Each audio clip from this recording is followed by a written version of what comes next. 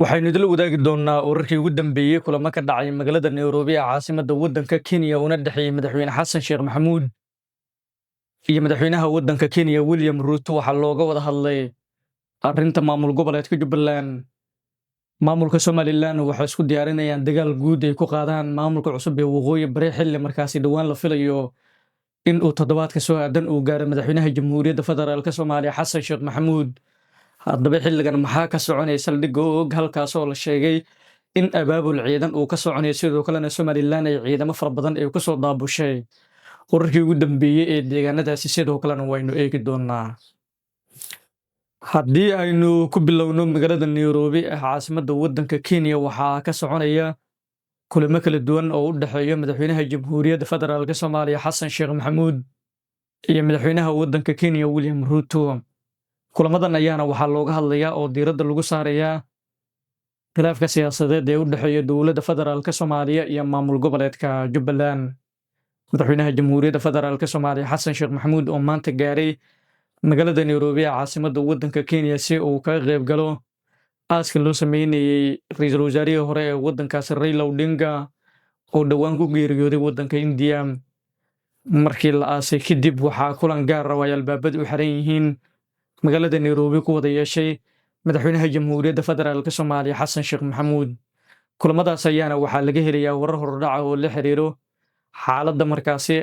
dowladda federaalka Soomaaliya iyo maamul goboleedka Jubbaland. Madaxweynaha Jamhuuriyadda Federaalka Soomaaliya Xasan Sheekh Maxamuud ayaa waxa uu dadaalo kala duwan uu ku bixinayaa sidii uu uga hortagi lahaa garb istaagga ay dowladaha deriska la Soomaaliya u muujinayaan maamul goboleedka Jubbaland. Madaxweyne Xasan Sheekh ayaana dhowaan waxa uu heshiis uu la soo galay ra'iisul wasaaraha waddanka Itoobiya Abiy Ahmed Cali. Heshiiskaas ayaana waxa uu la xiriiray in Itoobiya ay joojiso taageerada iyo garab istaagga buuxa ay inta badan ay u muujinayso maamulka uu hogaaminayo Axmed Maxamed Islaam Axmed Madoobe. Ra'iisul wasaaraha waddanka Itoobiya Abiy Ahmed Cali ayaana waxa uu ballan qaaday in uu si toos ah markaasi u joojinayo taageeradii uu siinayay Axmed Madoobe sidoo kalena uu diyaar u yahay inuu la shaqeeyo dowladda federaalka ah ee Soomaaliya. Mar kale madaxweyne Xasan Sheekh Maxamuud ayaana magaalada Nairobi ee caasimadda waddanka Kenya waxa uu ka wadaa kulamo kala duwan oo la xiriira sidii markaasi looga hortagi lahaa in dowladda waddanka Kenya ay dhinaceeda garab istaag buuxa ay u muujiso madaxweynaha dowlad goboleedka Jubbaland Axmed Maxamed Islaam Axmed Madoobe. Madaxweynaha waddanka Kenya William Ruto waxa uu sheegay inuu markasta aqoonsan yahay madax bannaanida iyo wadajirka dhuleed ee Jamhuuriyadda Federaalka Soomaaliya sidoo kalena uu aqoonsan yahay dowladda ayna markaasi ay tahay in markasta looga dambeeyo hanaankeeda iyo sidoo kale nidaamkeeda la xiriira dowladnimo ee waddanka sidoo kalena aanan la faragelin karin arrimaheeda maamulka.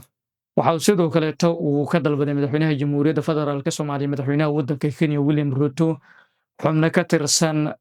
dowladda waddanka Kenya sidoo kalena Soomaaliya kana soo jeedo deegaanada maamul goboleedka Jubbaland in ay markaasi taageerayaan Axmed Maxamed Islaam Axmed Madoobe. Madaxweynaha Jamhuuriyadda Federaalka Soomaaliya Xasan Sheekh Maxamuud ayaana waxa uu gudbiyey dacwad ka dhan ah agaasimaha hay'adda nabad sugidda iyo sirdoonka waddanka Kenya Nuruddin oo lagu eedeeyay in uu isagaba si toos ah uu u taageerayo Axmed Maxamed Islaam Axmed Madoobe.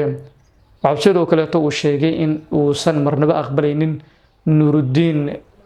tallaabooyinka uu ka wado gudaha waddanka Soomaaliya iyo sidoo kale taageerada uu siinayo Axmed Maxamed Islaam Axmed Madoobe. Madaxweyne Xasan Sheekh Maxamuud waxa uu sheegay inay qaadi doonaan tallaabooyin kale oo dheeraad ah haddii uusan markaasi Nuruddin uusan joojinin faragelinta uu ku hayo arrimaha Soomaaliya. Waxa sidoo kale uu ka cawday xubno kale oo siyaasiyiin ah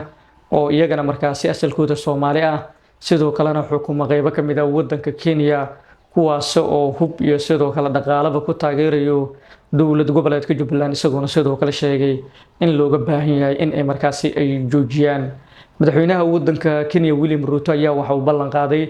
in uu markaasi joojinayo taageerada la siinayo Axmed Maxamed Islaam Axmed Madoobe sidoo kalena waxa uu ka dalbaday in khilaafaadkii arrimaha jiraahi looga baahan yahay in dowladda federaalka Soomaaliya ay wada hadal ay ku dhameyso sidoo kalena ay joojiso xasarada siyaasadeed iyo dagaalada markaasi ka soconayo gobolka Gedo. Waxa uu sheegay in dhowr jeer oo kala duwan dad shacab ay markaasi ka soo barakaceen magaalada Beled Xaawo kuwaas oo u gudbay magaalada Mandheera ee gobolka Waqooyi Bari ee waddanka Kenya. madaxweynaha waddanka Kenya William Ruto waxa uu sheegay in taasi ay caqabad ay ku tahay maamulkiisa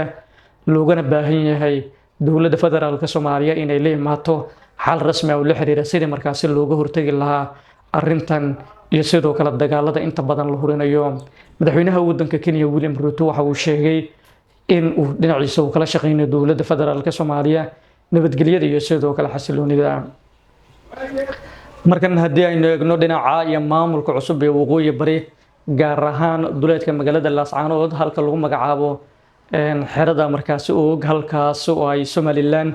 ay saaxadii la soo dhaafay ciidamo fara badan ay ku soo daabuleysay. Somaliland ayaana waxaa la sheegay in ciidamo fara badan ee aaggaasi ay u soo direysay iyadoona sidoo kale uga gol leh in ay joojiso dhaqdhaqaaqa soo markaasi la xiriira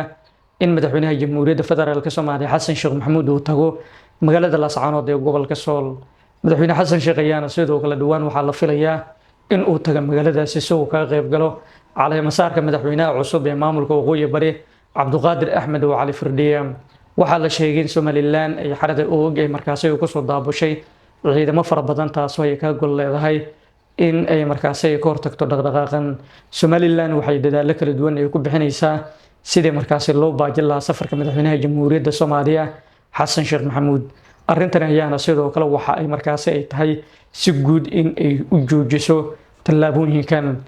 waxay Somaliland ay markaasi ku celcelisay in magaalada Laascaanood ee gobolka Sool in ay markaasi dhulkeedaba ay ka mid tahay sidoo kalena si qasab ah ciidamadeeda halkaasi looga saaray. waxay sheegtay in markasto ay difaacan doonto dhulkeeda sidoo kalena ay ku hortagi doonto cid kastoo isku daydo in ay halkaasi ay u gudubto. ciidamada ay halkaasi ku soo daabulaysayaana sidoo kale waxa ay ku hubeysan yihiin gaadiidka dagaalka waxaana sidoo kale aan la ogeyn Somaliland ma dagaal bay ku soo qaadi doontaa mar kale magaalada Laascaanood ee gobolka Sool mase arrintu waxay noqon doontaa in waan iyo sidoo kale wada hadal markaasi lagu wajaho oo markaasi la joojiyo. inta badan ismada dhaqanka raalli ka maahan dagaalada Somaliland ee had iyo jeer ay ka fuliso deegaano ka tirsan gobolka Sool. dabayaaqadii 2023 ayaana Somaliland si xawooda waxaa markaasi looga saaray gobolka Sool gaar ahaan magaalada Laascaanood halkaas oo la sheegay in dagaalo culus ay la galeen ciidamo markaasi la magac baxay SCC Khaatumo kuwaas oo garab ka helayay maamulka Puntland. dagaaladaas ayaana sidoo kale dhul badan looga saaray Somaliland xilli markaasi dadka ku nool gobolkaasi ay sacad u diideen in aysan marnaba qayb ka ahayn maamulka Somaliland. dhowr jeer oo kala duwan ayayna sidoo kale dadka deegaankaasi waxay Somaliland ay ku eedeeyeen in dheergareedkeedii iyo waxgaradkeedii iyo odayaasheedii dhaqanka laga dilay sidoo kalena haatan aysan diyaar u ahayn in ay markaasi ay mar kale ay ka sii mid noqdaan maamul gaar ah ayayna sidoo kale ay sameysteen. waxaana madaxweyne loo doortay Cabduqaadir Axmed Cali Firdhiye inkastoo markaasi dastuur iyo nidaam gaar ah ay yeesheen sidoo kalena xildhibaano ay dhawaan ay soo doorteen. maamulka cusub ee waqooyi bari ayaana waxa wajahaya xaalad adag oo aad u siyaasadeed taasoo la xiriira dagaallo culus oo markaasi kaga imaanaya Puntland iyo sidoo kale Somaliland. labada maamul ee Somaliland iyo sidoo kale Puntland raalli ka maahan maamulkan cusub iyagoona sidoo kale dhowr jeer oo kala duwan ku celceliyay in dhulka halkaasi ku yaallo ay ka kala tirsan Puntland iyo sidoo kale Somaliland. waxay sheegeen inaysan marnaba aqoonsaneyn loogana baahan yahay dowladda federaalka Soomaaliya tallaabooyinka qaldan oo ay qaadayso in ay joojiso sidoo kalena ay ogolaato in dhulkaas ay markaasi ka sii mid ahaadaan Somaliland iyo sidoo kale Puntland. hase yeeshee dadka deegaankaas ayaa mar kale waxay ku celiyeen in aysan marnaba iyagu aysan rabin Somaliland iyo sidoo kale Puntland midkoodna ayahoodana ay ka tashteen sidoo kalena ay sii xoojin doonaan nidaamkooda dowladnimo ee maamulka cusub ee waqooyi bari. maamulkan ayaana sidoo kale waxa uu yahay maamulka ugu da'da maamul goboleedyada dalka hijra iyadoona sidoo kale duwan ee dowladda federaalka Soomaaliya ay ku soo dartay golo wasiiro iyo sidoo kale xildhibaano iyo saraakiil ciidan ayuuna maamulkan uu leeyahay durbaba kaabayaasha dhaqaalaha iyo nidaamkii dowladnimo ayaana sidoo kale loo fasaxay maamulka cusub ee waqooyi bari iyadoona sidoo kale dhawaan madaxweynaha Jamhuuriyadda Federaalka Soomaaliya Xasan Sheekh Maxamuud iyo ra'iisul wasaaraha xukuumadda federaalka Soomaaliya Xamza Cabdi Barre ay ka qayb gali doonaan caleemasaarka madaxweynaha cusub ee maamulka waqooyi bari Cabduqaadir Axmed Cali Firdhiye ayaana sidoo kale waxa uu ballan qaaday inuu sii xoojin doono nidaamka dowladnimo ee maamulka cusub ee waqooyi bari. hase yeeshee waxaana la ogeyn Somaliland tallaabooyinka ay qaadi doonto maadaama toddobaadka soo aadan uu madaxweynaha Jamhuuriyadda Federaalka Soomaaliya Xasan Sheekh Maxamuud uu ku wajahan yahay magaalada Laascaanood ee gobolka Sool waxaana sidoo kale Somaliland durbaba ay bilowday dhaqdhaqaaq ciidan oo ay markaasi ay ka sameynayso xerada og halkaas oo Afriisinka ugu weyn oo ay ciidamada Somaliland ay ku leeyihiin deegaanadaasi waxaa laga dhowr sugayaa tallaabooyinka ay markaasi ay qaadi doonto Somaliland iyadoona sidoo kale dhinaca kale maamulka cusub ee waqooyi bari oo isagana ciidamadiisa uu heegan geliyay si uu isaga difaaco wax kasta oo kaga yimaado dhinaca maamulka Somaliland